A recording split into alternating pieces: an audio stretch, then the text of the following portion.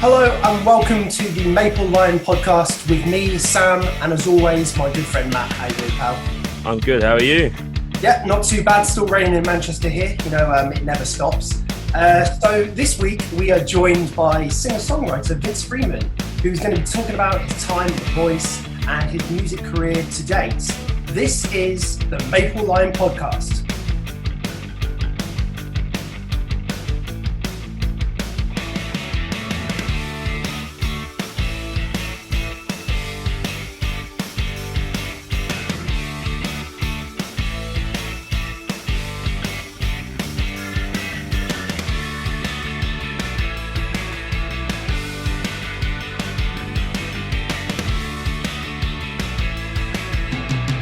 So hi Vince, thanks for joining us on the podcast this week. It's very good to have you here. How are you doing? Well, I'm not doing much, so I think it's a funny time. But Well, it looks like you're still dressing well, so there's some. That is a banging shirt. Trying to keep the sunshine going. Can you bring some to Manchester, please? Oh my God! Yeah, it's been a bit crazy weather the last couple of days. Horrible. So just to start us off, just tell us a bit about your early releases, your early career music. How did you get into music? Was it something that you always knew that you wanted to do? No, in a word. So I kind of grew up. My father was a massive sports fanatic. So I kind of grew up, doing everything from watching the World Snooker Championships on the sofa with my dad, to going out early in the morning playing golf, cricket, tennis, football, whatever. So I kind of grew up sort of doing sport, and music was a little bit, why would you want to do that? kind of a situation, in my family. So I did that and went to university, to do a sports degree. I was, I guess, predominantly a tennis player. And then I think in my first year, I went home for Christmas and my mum presented me with a bin liner with an old guitar in it. And she said, she used to work nights in a factory, and it was Christmas Eve, and apparently someone said, does anybody want this old guitar for a tenner? And my mum got it. And when you see on interviews and people kind of go, oh yeah, it was like a light bulb moment. The only way I can explain it is I got given this guitar that was broken. I took the strings off and the whole thing fell apart. I was just obsessed with it. And I mean, I remember, I was obviously home for Christmas with uni, so you get a bit of time. I don't think I left my room for about a week. And I think probably after about 4 months, I'd kind of written my first really bad group of songs. But yeah, it sort of all stemmed from there, really. It just changed everything like that. That's cool. So when did you record your first album? Your first album, for people that have been on your Spotify, isn't actually on Spotify. Yeah. So that was a question we were going to ask, because I actually have it here. Look. Blimey. There it is. Yeah, there it is. There it is. There it is. Yeah, sorry. I didn't really sort of fully answer that first sort of question. So I did that and started writing songs, and I guess I still, I didn't really know how to kind of get into music. Started doing a few open mic nights, that kind of thing. But then when I left uni, went into sort of tennis coaching, and I worked in a bank as a financial consultant. And then I just got to a point where I just went, you know what, I really, I need to do this before I, get too far into a career and won't be able to sort of make that jump. So, so I decided randomly to go to New York, and I decided to take 3 other guys with me, 2 cameramen and 1 other singer-songwriter, and the idea was to sort of go out to New York and break the music industry and become an overnight success. Basically, it was a 3-month piss up. But it was, you know, it was wonderful in the sense that it sort of broke that career path, you know, 9 to 5 thing, and yeah, so that was the start of it. And yeah, so when I came back from that, I was very lucky to have you know, a very supportive father, because I had no money, and he said, well, okay, I've heard your songs, how about I record your first album, or pay for your first album. So that was Tales You Lose. And if you're asked why it's not on Spotify, I'm a social media nightmare. I also you know, coinciding with my career, the last sort of 5 or 6 years, I suddenly realized I wasn't actually doing anything completely and wholly in terms of, you know, I've sort of spread my time between doing covers gigs and doing my original gigs, and trying to do the 2 things at the same time. And I just suddenly realized that actually I wasn't doing either of them any justice. So about 5 years ago, I just went, right, look, I'm going to just stop doing releases, stop trying to promote myself to, 30 people on Facebook or something like that. And I just thought, do you know what I'm going to do is I'm just going to concentrate on just trying to be create as good music as I possibly can. So yeah, I kind of went back to school, and that's why a lot of the stuff that you find at the moment online, Tales You Lose, I think you can still get that on iTunes, but it's not on Spotify, and there's bits and bobs around, but it's a good album. I really enjoy it. I'm very proud of it. I think I guess for sort of musicians, I often wonder, I've often asked the question to myself, why certain bands or artists become like one-hit wonders. And I think, for me, Tales You Lose is kind of an example of that. I think I wrote 3 or 4 very, very good songs by accident. and I know that sounds like, oh yeah, I just kind of like, it wasn't so much that. It was just that I was full of emotion, full of things that I wanted to say, and from time to time, those things that I wanted to say would be put down in a way that actually formed a very, very good song. And I think Tales You Lose is an example of that. Whereas I think the stuff I do now, it's not structured.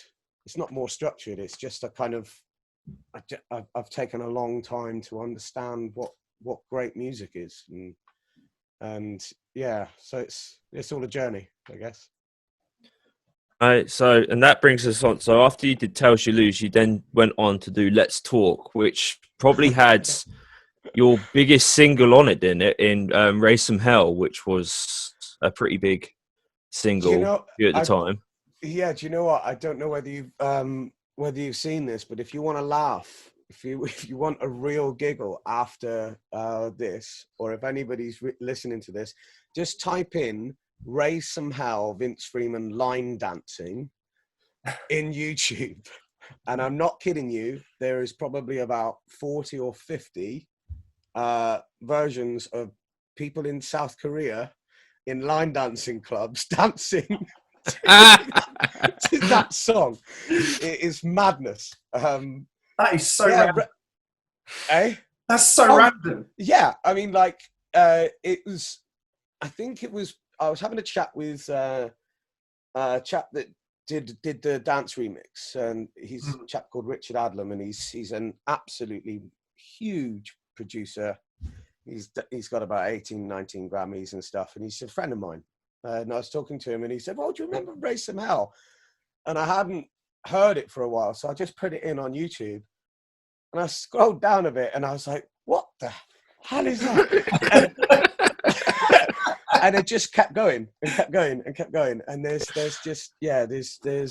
You know, there's about 30 or 40 videos of these amateur line dancing clubs all sort of doing this kind of That's things like amazing. That is yeah. amazing. Yeah. I Raise Some Hell is a fantastic song. The dance remix is incredible. It kind of reminds me of a song that you would probably hear in the build up to a football tournament. It's just got that kind of vibe about it, you know, like you can just you can just hear it like in a pub somewhere where the England match is about to come on and that song comes on. It just gets everyone sort of ready for the game, gets the vibe up, you know. Yeah. That's kind of what I wrote it about. It's sort of that idea of writing somebody off, and that was, you know, pretty much it. I think, you know, I think most people feel that at some point where they kind of just feel like the world's given up on them, and you know, so that was the reason for the track. It was sort of like, you know, don't think I was living in France at the time, and the whole idea behind Let's Talk was that I wanted to play everything, record everything, and write everything, and mix. And the only thing I didn't do was master the album. And you know, warts and all, it was an amazing experience to be able to. I didn't know anything really about production. Didn't know anything. You know, I couldn't play other instruments. You know, played the guitar pretty badly, and it, you know, it was just an amazing experience to be able to have the time to you know, to sit down and actually go, can I do this? And you know, that sort of started me, I guess, on the, you know, the production journey and all that kind of stuff. All right, and then so that brings us on to the last gem, and there's not many of these in existence, I don't think. Oh my crikey! Which is the acoustic EP which you did, which has got Subject to... Yes. Yeah. And it's got Subject to Faith on it, which was an absolutely amazing song that you wrote. Yeah. Blimey hell. And you had your first go of a French song on it as well. Ma bien-aimée. Yeah, that was it. Yeah. So, yeah, that came about. Obviously, I was living in France, and it sort of got to the point where I'd been there long enough that, you know, my French friends were going, all you ever do is go, bonsoir, monsieur, dame, je m'appelle Vincent, you know, introduce myself and then go into a Brown Eyed Girl cover or something like that. And so My Sweet Friend was on Tails You Lose. For me, that's, you know, one of the standout tracks on that. And I thought, wonder if I could translate it, and with the help of a friend of mine, we translated it, and I then had to sort of go about, you know, learning how to sing it in such a way that actually French people would understand. It's a really funny thing, you know. You can speak in French, but as soon as you start singing in French, it can really change how you know, French people hear you, and it took quite a while to get it to a point where I could play it to somebody in my village and they go, yeah, okay, I understand what it's all about. You know, the Subject of that is absolutely mad. I don't think I've played Subject of Faith for about 6 years, but yeah, I used to love that song. It was a great song. I really liked it. It was on YouTube for a while, but it disappeared. Yeah, I'm not sure what. It's you know, it's kind of one of those. I did a lot of you know, social stuff before TikTok and, you know, Insta and, you know, all the various different other things that are coming about now. And I just got to the point where I was like, I am spending so much time, you know, making sure that I've got this many followers and this, you know, this much content. And I think there is a real balance to be had.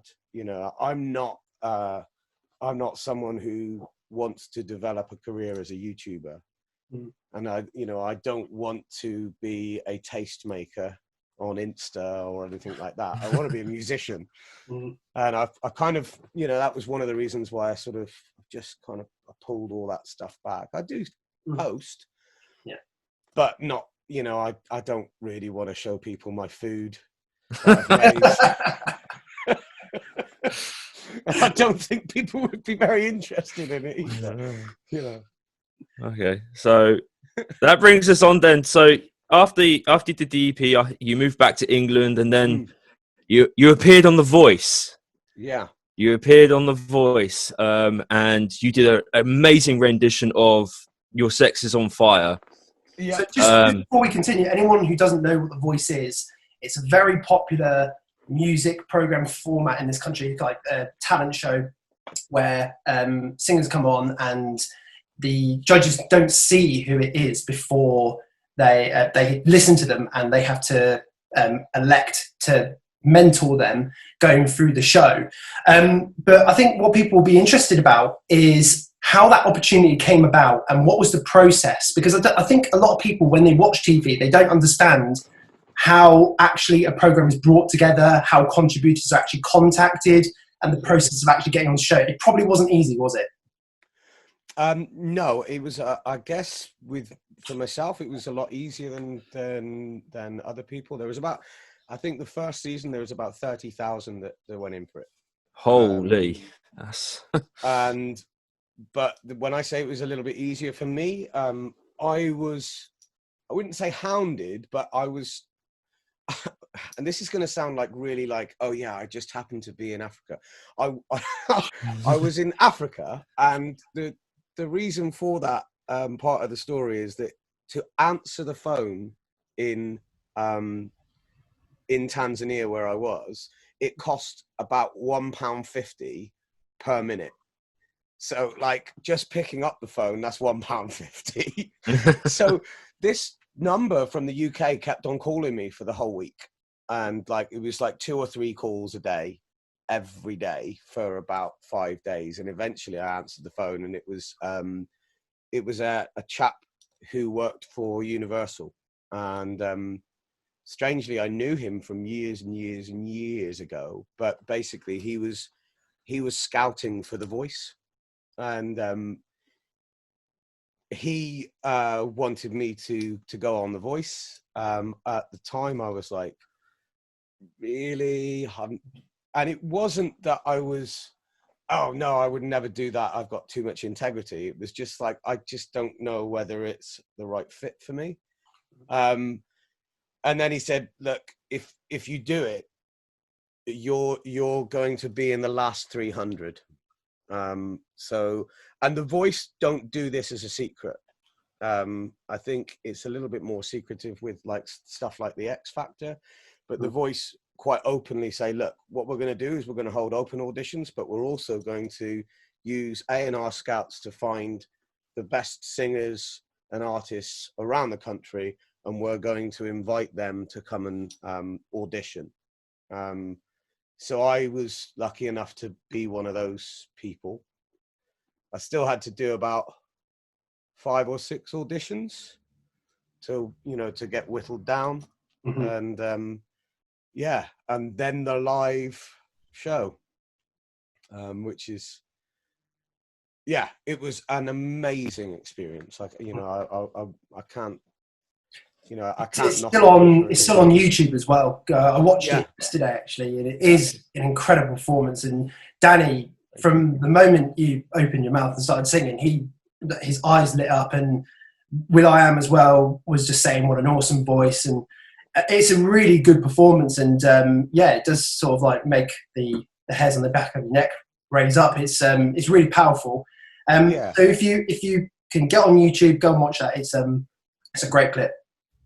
You could also look up Sex on Fire in the style of Vince Freeman, and you'll find a Brazilian guy who's obviously spent about 3 weeks trying to learn how I sing, which is absolutely for me. I don't know.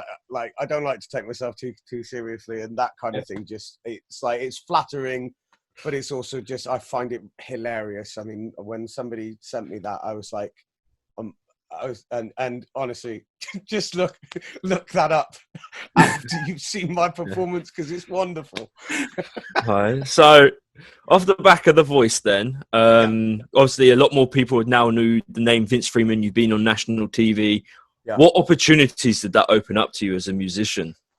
Well, I think first and foremost, I went onto The Voice thinking that I've kind of not been there and done it, but I felt that I was very prepared for national exposure. I'd already been in Las Vegas. I'd already done a show for Pepsi.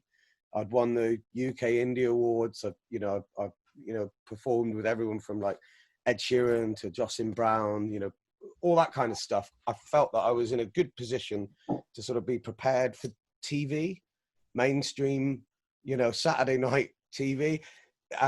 No, I wasn't. I literally came off the show, and no one can prepare you for what that does to people that see you on the TV. Like, you're walking down the street and you can hear, like, you can see people kind of doing a second take, and then you hear like whisper, "It's him, it's him."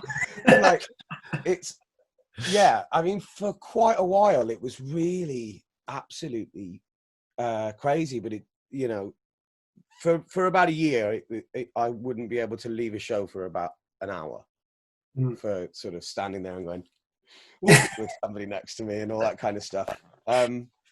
But sort of as that sort of started dying down, it did create a lot of opportunities for me. One of the things that happened quite significantly is that I had to almost change my career overnight, because I was essentially what you would call like an emerging artist. So like acoustic singer-songwriter, playing sort of cafe tours, small theaters and stuff. And no one would book me.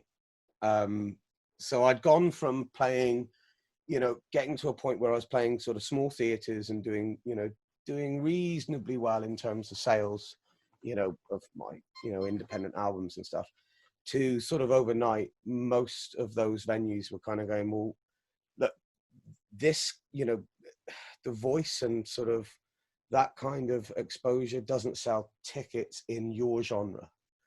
And so I ended up in a situation where I had to essentially flip my career overnight. And so I decided to stop doing my original stuff at night and start concentrate on writing, production, and doing my original stuff in the day, and making use of the opportunities that The Voice gave me, which was, hey Vince, do you want to do the Olympics? Hey Vince, do you want to do the World Snooker Awards? Hey Vince, do you want to do this massive event, but can you play covers? And I'm like, and there's a juxtaposition between that, because of the, if you're playing someone else's music as an artist, there's only so much fulfillment that you can get from that. Yeah. But I think actually, with hindsight, it was probably one of the best things that's happened in my career, having to make that decision. I mean, would you do something like The Voice again if a different opportunity came up? No. If I went back, I would do exactly the same thing again. I wouldn't do The Voice again now. No. But that's because the Voice has done, that opportunity has given me what I needed from it. Yeah. If you know what I mean. Sort of, so going on to that sort of show again, it just would feel like I just don't know what the point would be, apart from, being invited to a, made in Chelsea party or something, which is, it's not really my, it's not really my bag. I think for me, and I think this will probably ring true to a lot of musicians. One of the things I struggled with after The Voice was the fact that I was worried that I was famous for just being on the TV, worried that I was, better known than I was previously, just because I sung someone else's song on live TV, and to a certain extent that's true. So it's kind of like, getting it asked to open shops and stuff like that. It doesn't, it didn't feel great for me, because I was like, do you know what? Actually, if I had written and produced or written a #1 single or had a critically acclaimed album, and then people were asking me to do stuff, I'd be kind of going, okay, yeah, I'll do that. And I'd feel, and I am very proud of, my performance on The Voice. And now looking back, I'm like, yeah, I did that. But at the time I was very, very, very conflicted with, with that whole thing, stardom for stardom's sake.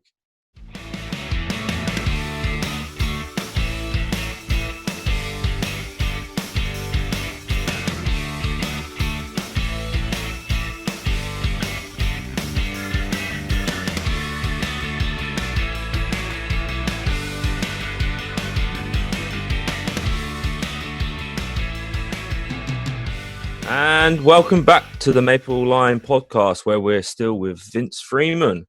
Hey. And we just finished talking about the opportunities he had after The Voice, which brings it on to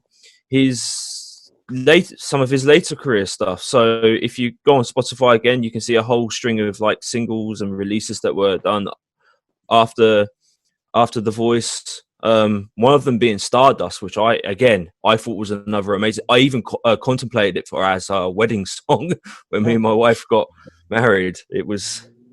Do you know what, that track, to date, 9 weddings, first dance.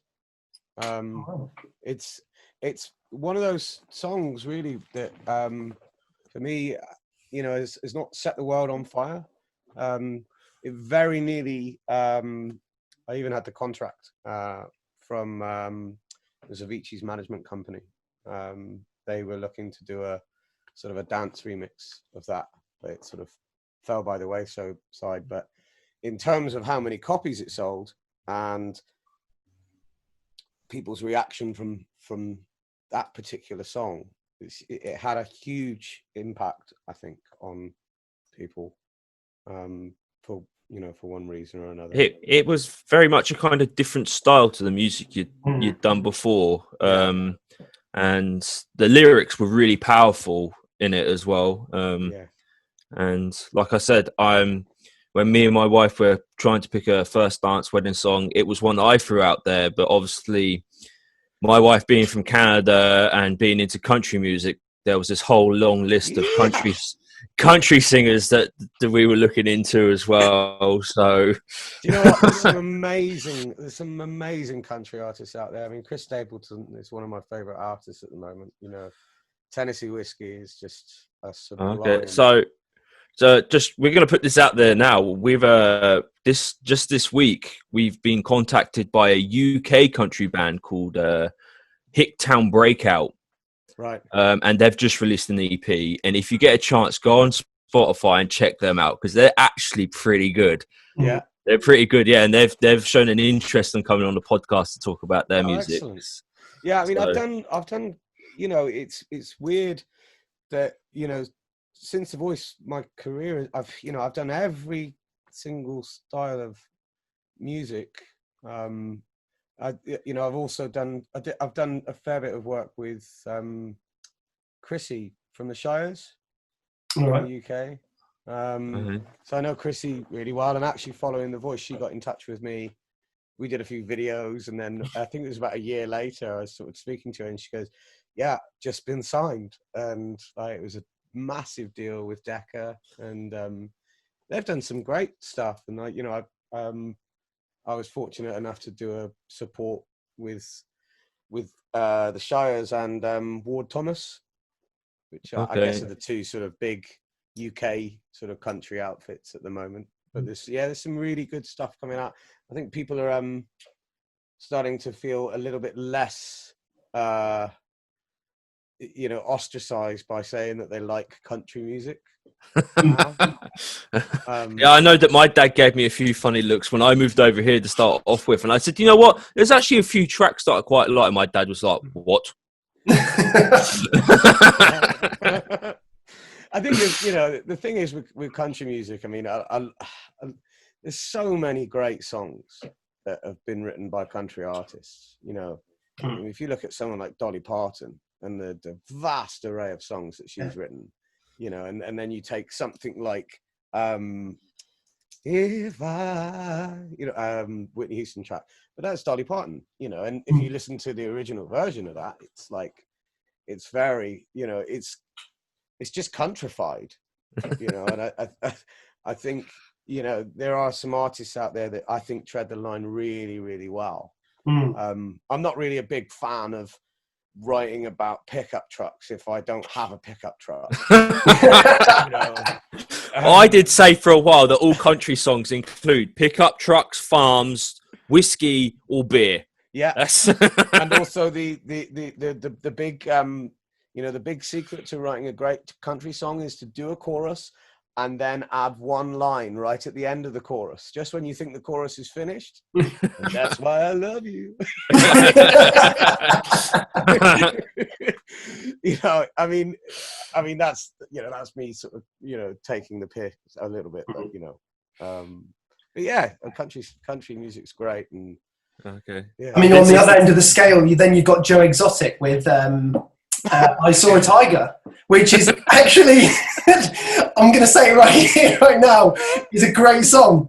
It's brilliant. It was in my, do you want to watch Tiger King? I went on his YouTube and I just listened to the songs, but that one got in my head for about 3-4 weeks afterwards, and I'd just be walking around the house and just singing, I saw a tiger, and the tiger saw me.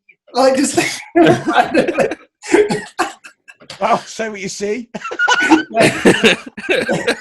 Yeah, I guess so. Like the newer stuff, really. Again, a lot of the opportunities for me to, I guess, sort of develop as an artist did come as a result of The Voice. One of the things that happened to me that I will forever be grateful for is that the son of a guy called Ian Dench. Now, Ian Dench most famously was one of the original members of EMF. He wrote "You're Unbelievable," dun, dun, dun, dun, dun. But also he's one of the best songwriters in the world. And he wrote "Beautiful Liar" for Beyonce. He's written for everybody. And his son stopped watching Star Wars in the morning before school, and for about 2 weeks just started watching my Sex on Fire audition on The Voice. And so after 2 weeks, this chap, also thanks to a friend of mine who knew Ian, and basically said, maybe you should get in touch with Vince. So he got in touch with me and he said, do you want to come and write do a writing session? And the guy is an absolute fountain of knowledge. And one of the things that I always remember him saying in the first session, I was scared out of my wits, because I got there, he takes a call from Chris Martin. As you do. Session, puts the phone down. Then Mumford & Sons come in, and ask him if he wants a cup of tea, and I'm just sat there going, what is going on? And then he just turned around, he goes, right, I've got one line for you, Vince. I've been watching your stuff. I've got one line for you, and I think we should write a song around it. And he said, I'll sing till the silence comes. And he went, right, that's right. And I was like, oh my God, I've got to literally just pull something out of the bag now. But, one of the things he said to me, he said, people smell, pardon the French, bullshit. And he said, I think a lot of writers don't really understand that actually, if you're not writing with integrity, you're not writing about something or something that means something, at least to you, then you're not telling a story, and it will come across. And aside from all the rest of the different like lessons he gave me, that was one of the main things. It was like, does it mean anything? If it doesn't mean anything, don't do it. And that was the first ever track that I ended up getting signed, and it went number 2 in 5 countries. Not with me as the artist, but it was a German artist called Chris Schubert, and they released it on Universal, and it went number 2 in Germany and a few other countries. And I was like, crikey, 13 years, banging on doors, cool. and then suddenly it happened overnight. Like I got a call on the Thursday, and on the Saturday it was out. And that's pretty cool. that was the sort of springboard for a lot of the stuff that's happened in the last sort of 4 or 5 years. Okay, so I was just gonna kind of lump the next ones all together, and so you had like the single "The Singer," and then you featured on a song called "Slipping Away," and then you did a song called "Monsters," and then if you look behind you, everyone on the YouTube version, you can see that Vince has a platinum disc as well. So this is tell us if you want to tell us a little bit about some of those tracks that platinum disc.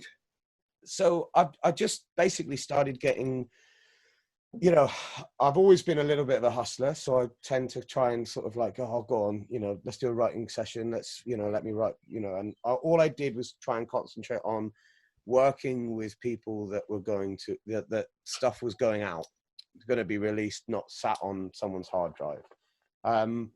And I just started getting asked to do stuff. And funnily enough, for the first time in my career, I was being asked to do a lot of dance music.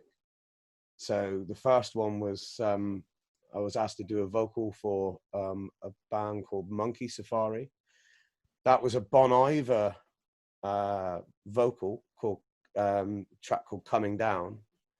And that ended up being released on the Ministry Anthems album. It got remixed by Tiesto, if you ever. And that sort of, that ended up being a bit of a springboard to, to other projects.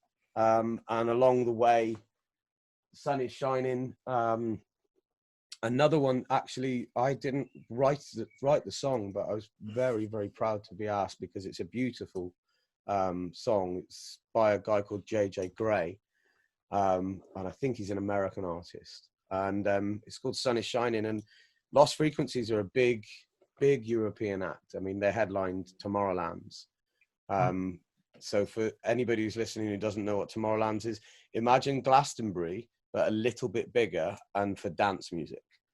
That's Tomorrowland's. And so they headlined that in August last year, and they headlined, and Sun is Shining became the title track for their album, and consequently it went platinum, which is like, that's like a dream, for me. I mean, obviously the only, the next ambition really is to get one for something that I've written as well as performed on, but I'll take one. Yeah, so I'm now sort of, I said earlier about the fact that I've stopped sort of releasing my own stuff. That will change. But at the moment, what I'm doing is, like, to date, I've been involved, written on or performed on 5 European top 10s. That's amazing. And I've currently got one on an album that's out in Europe. That's I think it's number 2 or number 3 in the album charts in Belgium. And I'm just really aware that, these days with the music industry, you've kind of got to have a discography. You've got to be able to sort of say, look, I can do this, and these are all the different things that I can do. Ultimately, I'd love to do an album myself, but I feel like up to now, everything has been a compromise with regards to my own releases.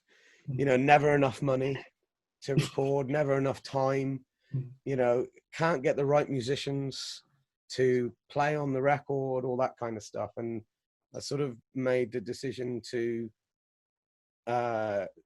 essentially to wait till I'm in a position to create the best piece of work that I can possibly create. You kind of answered my next question, because I was going to say, is there anything new releases from you on the horizon, like a new album or anything? Yeah, because there are. I mean, most of the stuff that I'm releasing at the moment is going to be sort of featuring Vince Freeman. So I've got, currently I'm doing a track with Rag and Bone Man's bass player. And, you know, when that goes out, it will probably go out featuring Vince Freeman. There's a load of other tracks that are in the wings at the moment. One I'm really excited about, it's called Devils on My Shoulder. And if you think of Raise Some Hell, but kind of a little bit more sort of earthy, you know, sort of, it's just a great track. I'm really excited about it. But I'm just waiting to find out, you know, which act are going to take it on. But at the moment, it's more, you know, featuring Vince Freeman. I've been doing. It's really exciting at the moment. What's frustrating for me is that I'm sat in a garage talking to you, and I'm not in the same room. But like, to give you an example, about 5 weeks before lockdown hit, I got a call from Swiss Beats label, which is Alicia Keys' husband. You know, it doesn't really get any bigger than that. And they were coming over for the Brits. And Thai Music Man Thai, he is coming over to work with a new artist that they just signed in the UK. And I got to go to the most amazing studio and you know, and do the writing for the session for 5 days. And I'm like, I'm in a room with Alicia Keys' team. You know? Those kind of things don't, you know, I'm very aware of how lucky I am with that kind of thing. And I just really excited about the future, and I hope I get to, you know, that's cool. So that's cool. So Yeah. if you ever do get round to doing just your album, Vince Freeman music, I'm going to make a request now. Can you do your own rendition of Piano Man? Because I've heard you do it a few times, and I feel like you should go out there and own that track as a cover and put it on an album as a bonus track or something. Do you know, actually my favorite Billy Joel song is New York State of Mind. Yes, that's a great song as well. Yep. Yeah. And yeah, I mean, to be honest with you, you know, Billy Joel is one of, you know, a favorite artist of mine. I don't know what sort of style the album's going to be. I think I've always had this idea of actually doing like a not a double album, but an album that has an acoustic version of every single track that I do. That's cool. So yeah. Releasing 12 or 13 tracks. You know, the 12 or 13 are produced the way I want to at the time. You know, I'm into some weird stuff, you know, and, you know, it'd be nice to be able to sort of just explore that world. But I grew up listening to, you know, stuff like Sean Mullins and Jack Johnson and Ryan Adams and, you know, really great, you know, artists that are brilliant with just an acoustic guitar or one instrument and one mic. So I think when I do, it'll be in that format, so that I think that'll be the right thing for me to do. And I think, you know, an audience would like that, because, you know, all I've ever done is, you know, me and an acoustic guitar, really, you know, live. So that's good. Plus featuring bonus track Piano Man. Yeah. Oh yeah, Piano Man.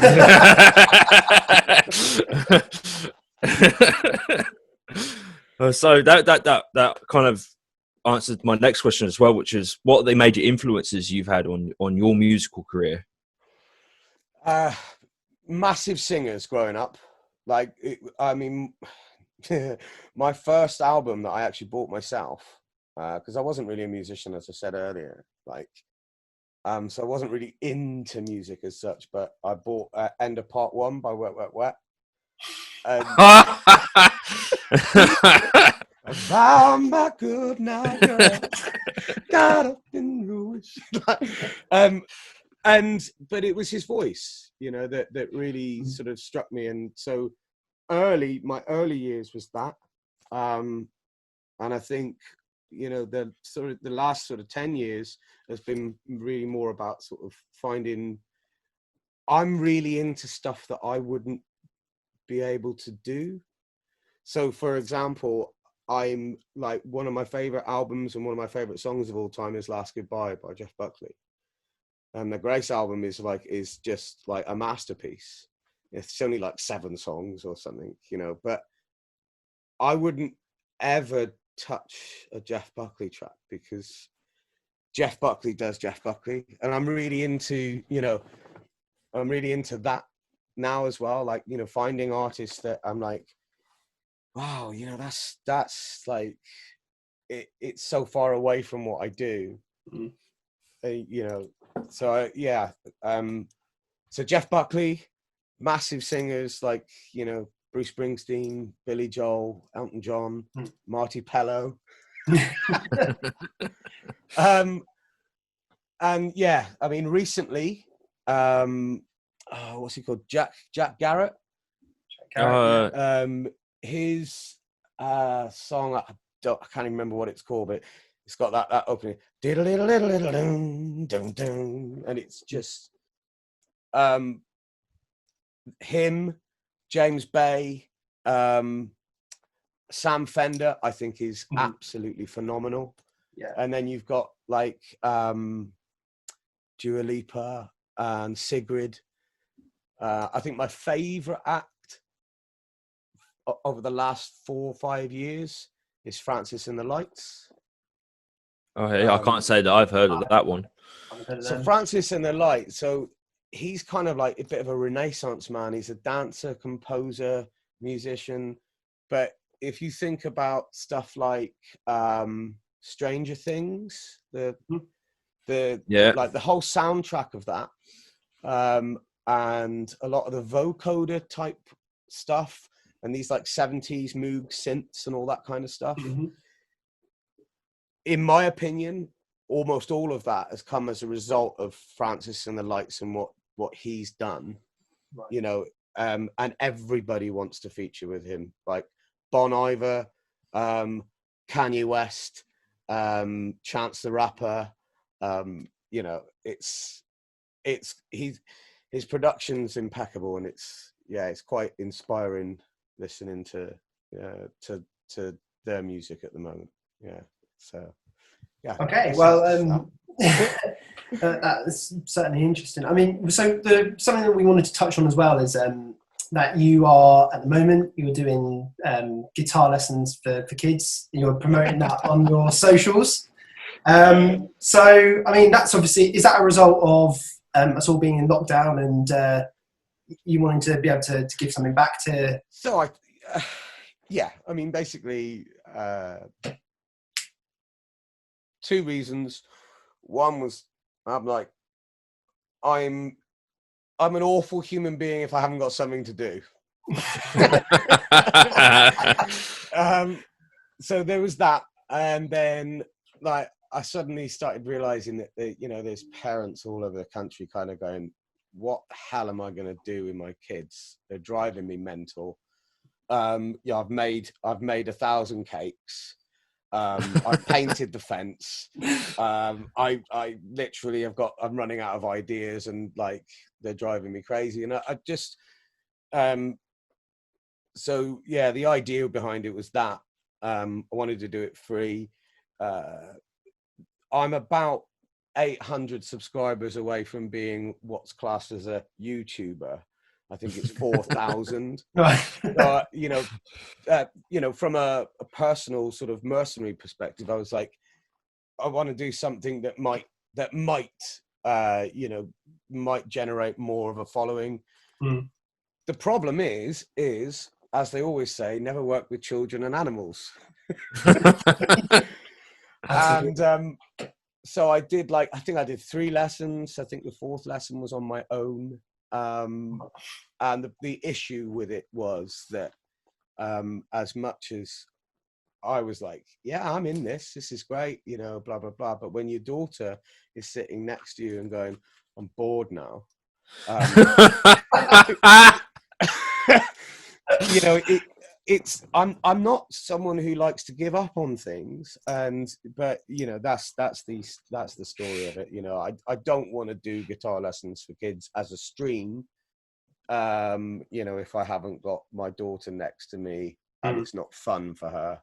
Because if it's not fun for her, then it's not going to be fun for the people that are watching, you know. And actually, during the process of it, I realized that streaming, there are certain things that work with streaming, and there are certain things that actually would be much better as just videos, you know, in like guitar lessons. You know, you could actually do a very good, you know, pre-recorded guitar lesson as live, but actually it would have, you know, it'd be a little bit more structured and all that kind of stuff. So if I do continue it, I'm not sure that I will, to be honest, which is, it's a shame. I really like the idea, but you know, my daughter hates it. So, so I'm kind of left twiddling my thumbs. So we're just going to wrap things up with something that we've started doing, and that's asking our guests that, you know, if you were able to create your perfect 3-person band, anyone at all, who would be included? Are you talking 3-person band with me as the singer? So I mean, no, you're right. Okay, so you're like ideal band to watch. Yes, exactly. Okay. All right. I'd probably have Steve Gadd on drums. I had the good fortune of seeing him sound check because I won a competition to sort of open for Eric Clapton, Steve Gadd, and Steve Winwood. And out of the 3, I mean, they're all absolute monsters. But Steve Gadd, like, yeah, his drumming is just, yeah, it's something else. So yeah, I'd have him. I'd actually, and you know, it's weird that I know him, but I would have Bill Banwell on bass. He is literally the best bass player I've ever seen in my life. He is just absolutely incredible. So I'd have him on bass. And is it just a 3-piece? Yeah. Yeah, 3-piece. We need a singer now. Yeah. Drums and a singer. Lead guitarist and the vocalist, like in one. Yeah. I tell you what, I wouldn't have a lead guitarist then. I would have Elton John, but like his Tiny Dancer era, Elton John before his throat operation. Yeah. And on keys. Oh, so, nice, good yeah. choice. That's Yeah. amazing. Yep, amazing. I'd like to see that.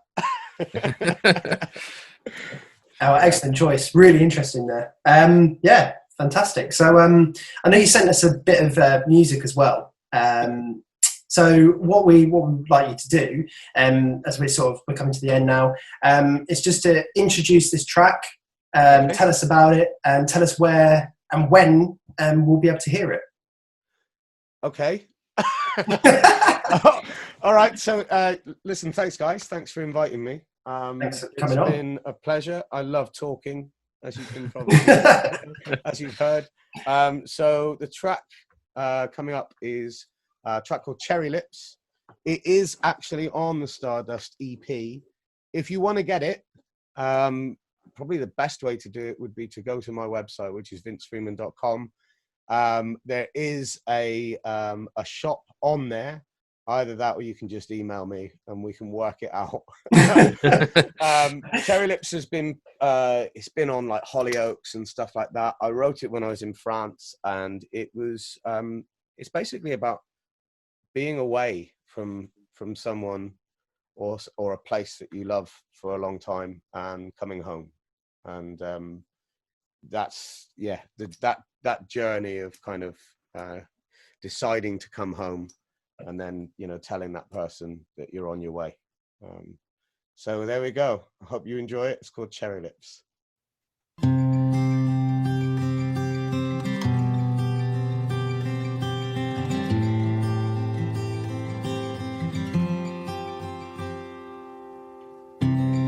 You can meet me at the cafe where the wannabe London boys drink away their souls with the pretty accessorized gold digging holes. You can meet me at the boutique where you bought that skirt. I know it cost too much, but it made your legs look like they never give up. You can meet me at the railroad where we took that train. Didn't know where we're going, but it seemed like a good way to get out of the rain. And did you get my message? I left it on your phone, but just in case you didn't,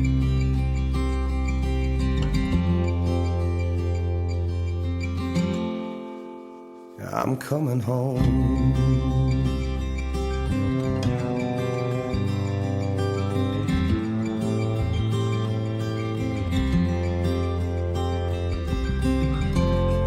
Hey, cherry lips, I'm coming home. It's been a long time we've been out on the road. So let the storm break, let this winter go. Take a chance on me.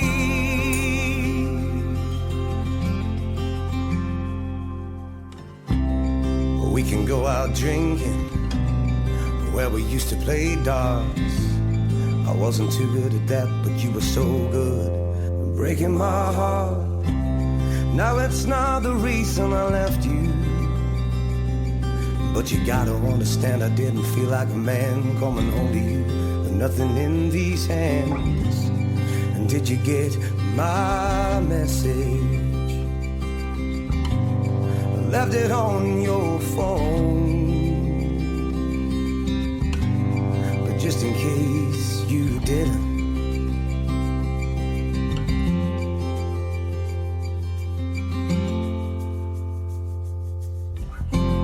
Hey, cherry lips, I'm coming home. It's been a long time we've been out on our road. So let the storm break, let this winter go. Take a chance on me and tell me where to go. So let the storm break, let this winter go.